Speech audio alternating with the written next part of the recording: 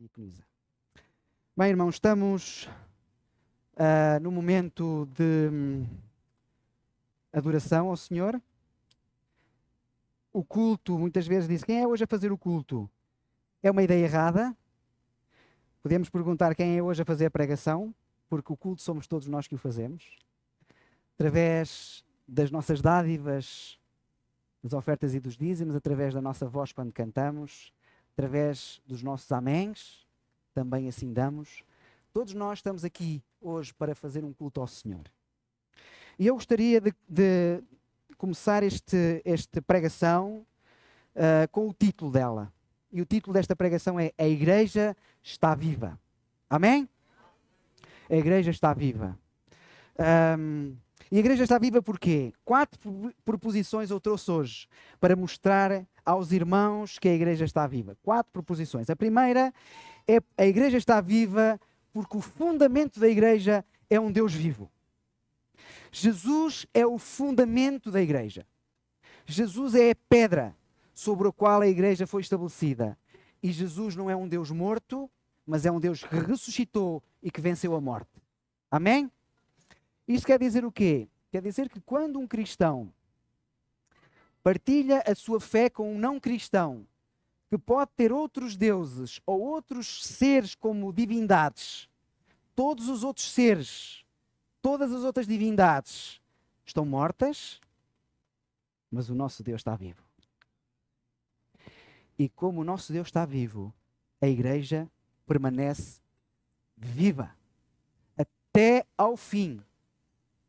E portanto, se há aqui alguém que acha que a Igreja vai alguma vez cair, irmãos, é um erro. A Igreja não cai. Se eu caio, essa é outra história. Porque eu faço parte da Igreja. Eu sou a Igreja. Mas a Igreja não é só o Paulo. Então, cada um de nós tem que tomar uma decisão e fazer uma escolha pessoal. Hoje falávamos do grande conflito, não é? No meio deste conflito, de que lado eu quero estar? De que lado eu quero ser soldado?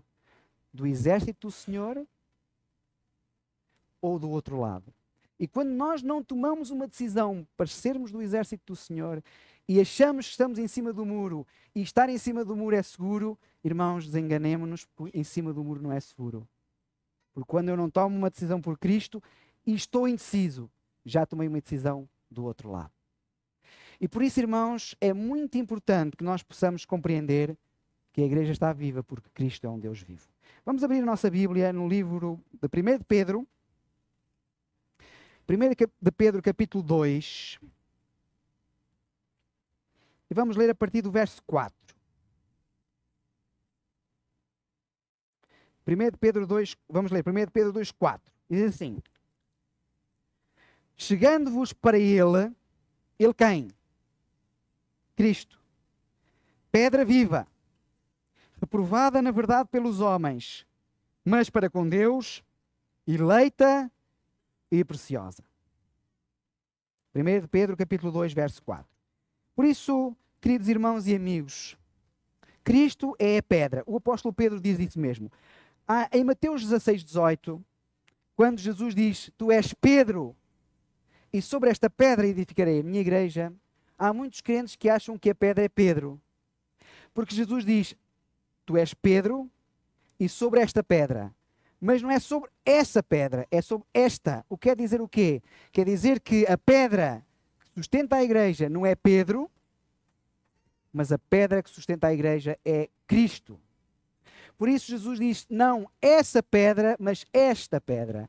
Cristo é a pedra. E aqui nós temos claramente um testemunho do apóstolo Pedro dizer que Jesus é a pedra viva. Ele não diz que é só a pedra, ele diz que é a pedra viva. Por isso, algum texto, quando alguém vos apresente este texto de Mateus 16, 18, dizendo que Pedro é a pedra, nós podemos ter a certeza que a pedra não é Pedro, que a pedra é Cristo.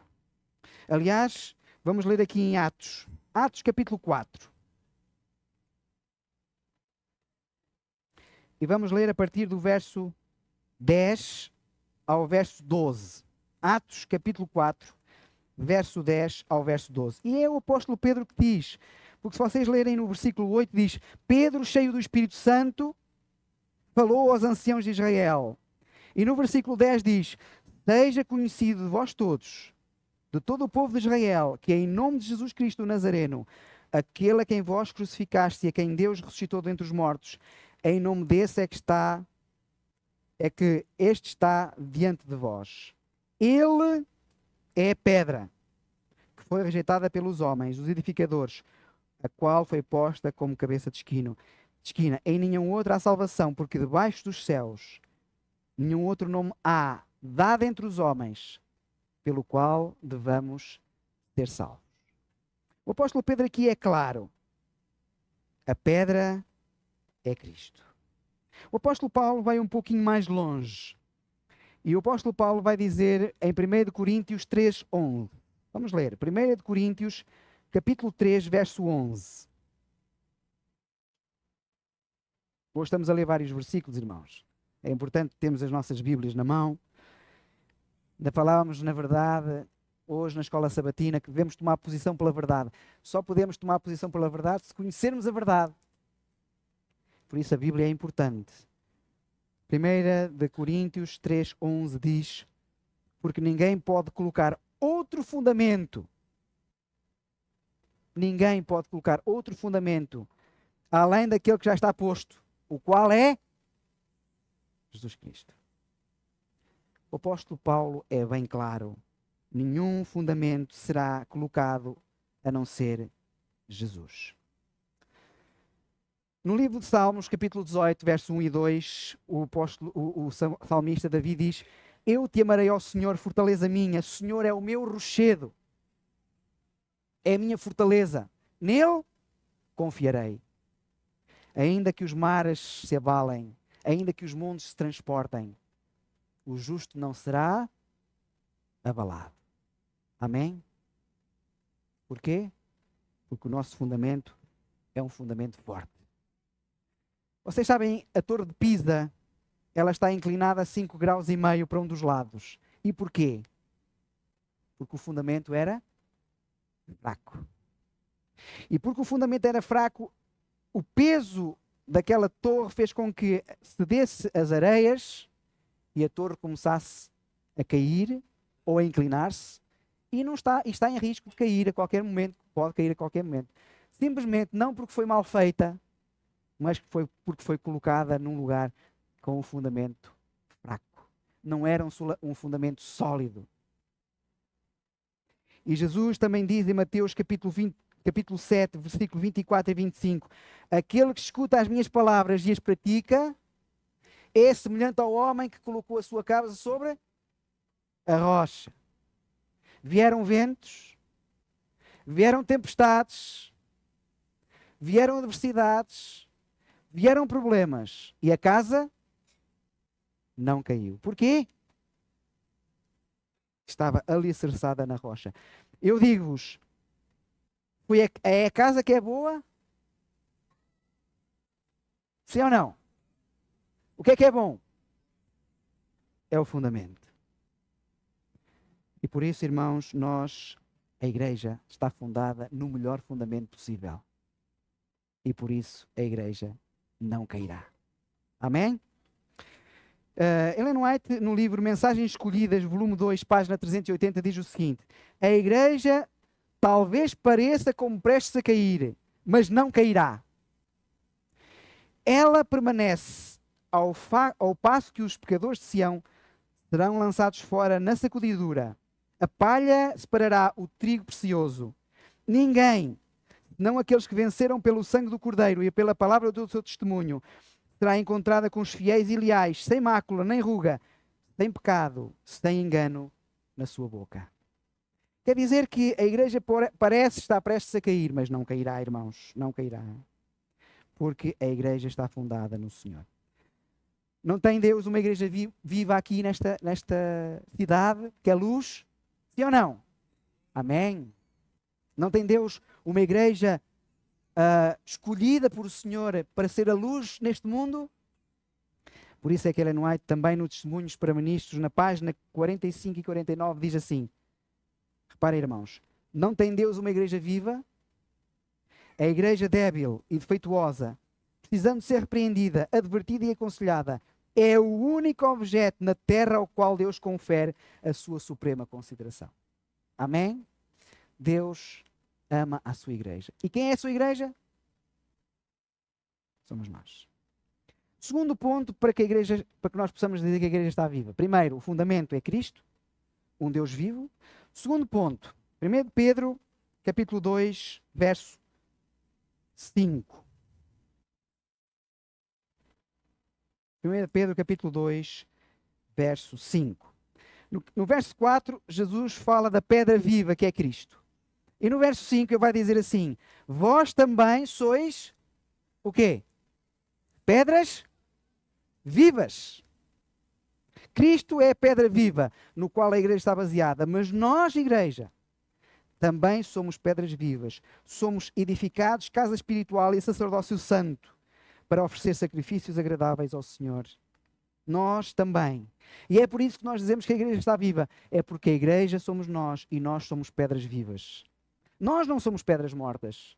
Nós somos pedras fervorosas, pedras que devemos buscar um compromisso com Deus, pedras que devemos buscar uma consagração maior, pedras que devemos orar pelo revivamento. Para que a igreja seja viva, nós precisamos ter pessoas que sejam pedras vivas. E estas pedras somos nós. Todos, sem exceção.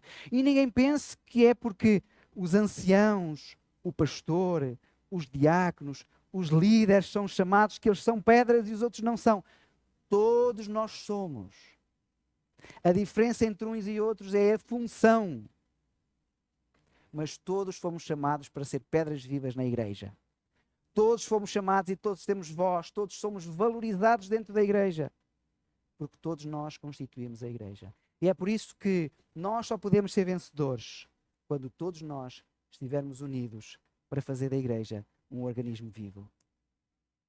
E nós todos somos importantes para Deus. Talvez alguns aqui achem, pelo fato de não terem sido escolhidos para o ministério, são menos importantes. Irmãos, todos somos importantes para Deus. E todos podemos trabalhar para o Senhor, independentemente se fomos nomeados pela igreja ou não. Porque reparem, a igreja tem 30 ou 40 ministérios que tem que colocar. E nós somos quantos? 200, 300? Talvez não consigamos estar sempre, mas em todos os lados nós podemos ajudar a igreja. Podemos trazer pessoas a Cristo. Podemos fazer um lar de esperança. Podemos fazer um pequeno grupo no meu lar. Enfim, há tanta coisa que nós podemos fazer. Porque nós somos organismos vivos. A igreja viva do Senhor. A igreja viva precisa de pessoas vivas. Pessoas vivas, não pessoas mortas. É por essa razão que a terceira proposição que eu gostaria de trazer para que a igreja esteja viva é a ação do Espírito Santo. E isto encontra-se no livro de Ezequiel, no capítulo 37. Ezequiel, no capítulo 37. Eu gosto muito deste texto, irmãos. Não tenho tempo de o explicar na sua totalidade, mas eu gostaria de dizer que o Espírito Santo tem que trazer à igreja um reavivamento. A igreja está viva, mas a igreja precisa ser reavivada. E como é que começa o reavivamento? Onde é que começa o reavivamento? Com quem é que começa o reavivamento? Em mim. É em mim. Eu não posso estar a pensar que é no meu irmão. Tem que ser em mim. Se todos nós pensarmos que o reavivamento começa em mim, todos nós vamos ser reavivados. Mas se nós pensarmos que o reavivamento começa no irmão, o irmão pensar que o reavivamento começa em mim, nem eu peço ao Senhor isso, nem eu peço. Isto é como um casamento. Se eu me caso com a vontade de receber amor, mas não dar amor, e a minha esposa tem a mesma atitude de querer receber amor e não dar amor, nenhum de nós dá, nenhum de nós recebe. É na medida em que damos que recebemos. E esta é a mesma coisa dentro da igreja. É na medida em que nós dizemos o que é que eu posso ajudar a igreja. Não é o que é que a igreja pode ajudar a mim. É o que eu posso fazer para beneficiar a igreja do Senhor. Como é que eu posso ajudar a igreja do Senhor? Quanto mais eu dou, mais eu recebo. Porque não há melhor consolação, alegria, do que poder dar, do que poder servir e do que poder dizer assim: eu estou a seguir o exemplo de Jesus. Eu sou um discípulo do meu mestre. Eu quero amar como ele amou, viver como ele viveu. Eu quero servir como ele serviu. E por isso é que esta igreja é viva quando o Espírito Santo reaviva a igreja. E nós temos aqui um exemplo claro. Em Ezequiel 37 fala-nos de uma visão de um vale de muitos ossos. E os ossos estavam o quê? Será que é isso que lá está? Não estavam secos, pois não? Estavam o quê? Sequíssimos. Sequíssimos. Não são só secos. Vai ao extremo do seco. Está sequíssimo. E os ossos sequíssimos representam o quê? Não têm vida. Estão inertes. Não têm ação. Eu vou dizer, não têm utilidade. Porque estão sequíssimos. E o que é que Jesus vai dizer, ou o que é que Deus vai dizer através de Ezequiel aqui? No versículo 3. Diz que eram numerosos, estavam sequíssimos, e ele disse: Filho do homem, poderão estes ossos viver? O que é que vocês acham? Podem ou não? Os ossos que aqui estão, podem viver ou não? Que resposta daríamos a Ezequiel? Sim, podem. E a pergunta é, como? Como é que estes ossos podem viver? Reparem como é que estes ossos podem viver.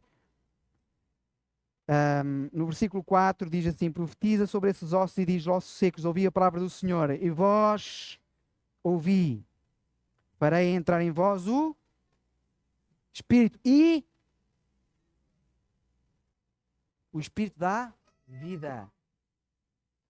O Espírito dá vida.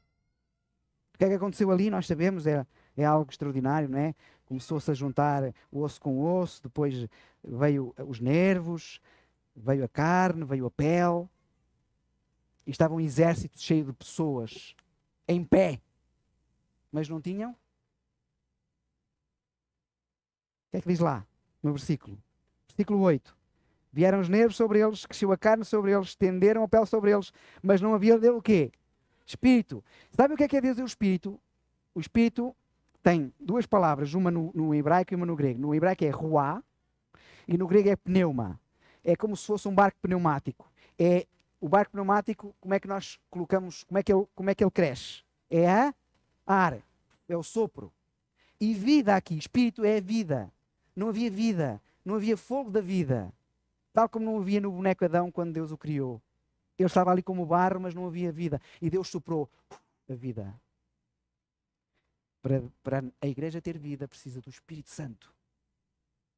O Espírito Santo é o sopro de Deus. O Espírito Santo é a pessoa, o ser que Deus tem para dar vida à igreja. E por isso é que estes homens aqui eram zombies espirituais, porque estavam em pé, tinham carne, tinham pele, tinham cara, tinham cabelo, tinham tudo, mas não tinham vida. E o que é que Deus vai dizer a Ezequiel no versículo 9? Ele disse-me então: profetiza ao Espírito Santo, profetiza ao Filho do Homem e diz ao Espírito: assim diz o Senhor, vem dos quatro ventos, Espírito, assopra sobre estes mortos, para que... O que é que nós precisamos na igreja, irmãos? É um reavivamento através do Espírito Santo.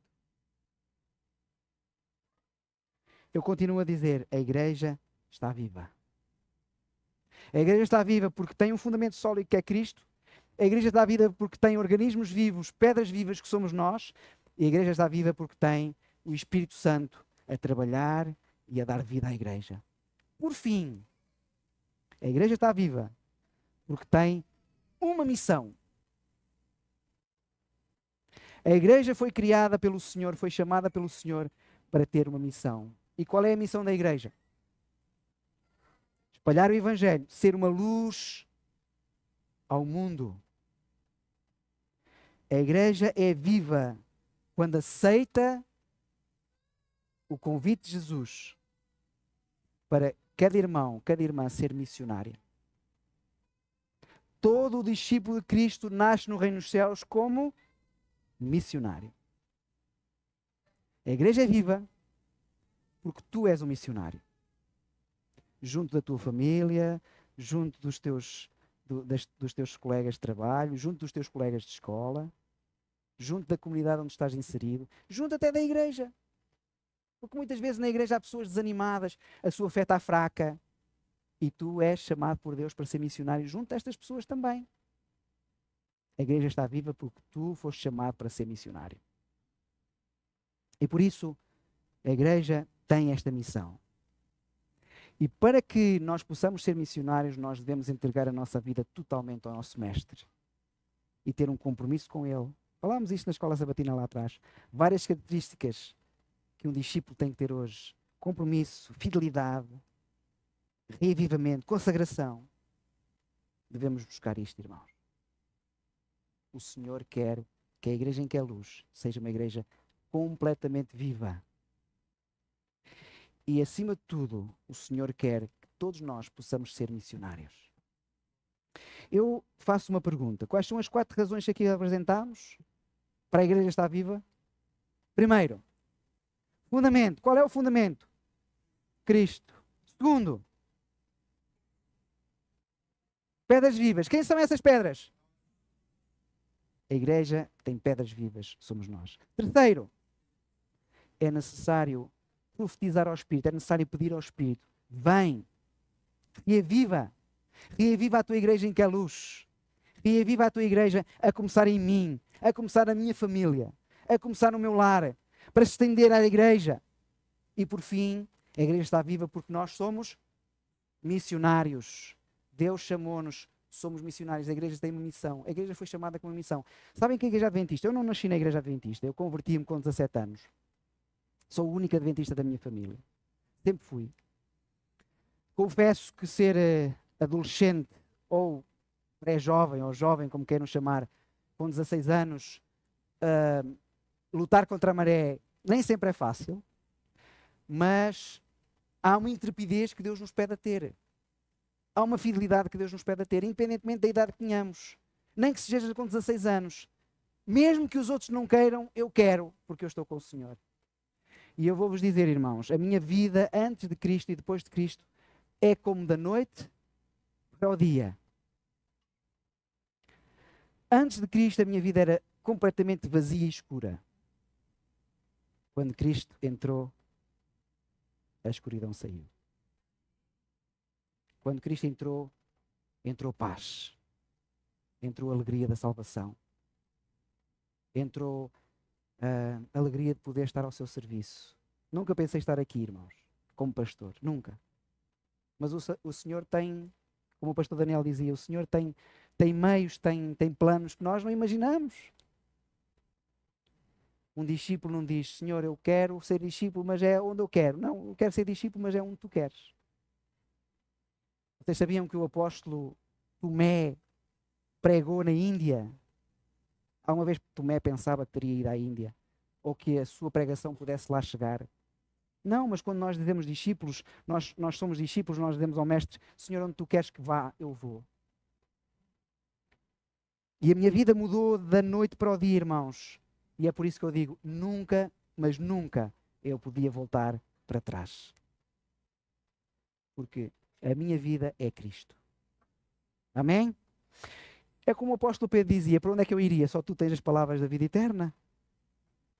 Eu nunca podia voltar para trás, porque eu conheço os dois lados, eu conheço os dois mundos. E se aqui há alguém que sente o desejo de conhecer o mundo, ou porque nasceu numa lar adventista e diz, eu nunca tive experiências no mundo e quero ter essas experiências no mundo para aprender por mim próprio. Irmãos, não façam isso. Jovens, não façam isso. É verdade que muitas vezes aprendemos por nós mesmos, mas é tão bom quando aprendemos com o erro dos outros. Aquilo que os outros passaram, nós não precisamos de passar. E eu quero vos dizer aqui, a vida sem Deus é uma vida escura. A vida com Cristo não vale a pena ser vivida. A vida com Cristo é uma sobrevivência, não é uma vida. Sem Cristo. Perdão, sem Cristo. A vida com Cristo, sim, essa é a verdadeira vida. E por isso é que a igreja está viva. Porque tu estás vivo. A igreja está viva porque tu estás vivo. Que o Senhor te abençoe, que o Senhor abençoe a igreja em que é luz, que o Senhor nos possa usar a todos, para que outros possam ter o conhecimento de Jesus que nós temos. Um Deus amável, um Deus amoroso, um Deus de misericórdia, um Deus que está de braços abertos para nos receber.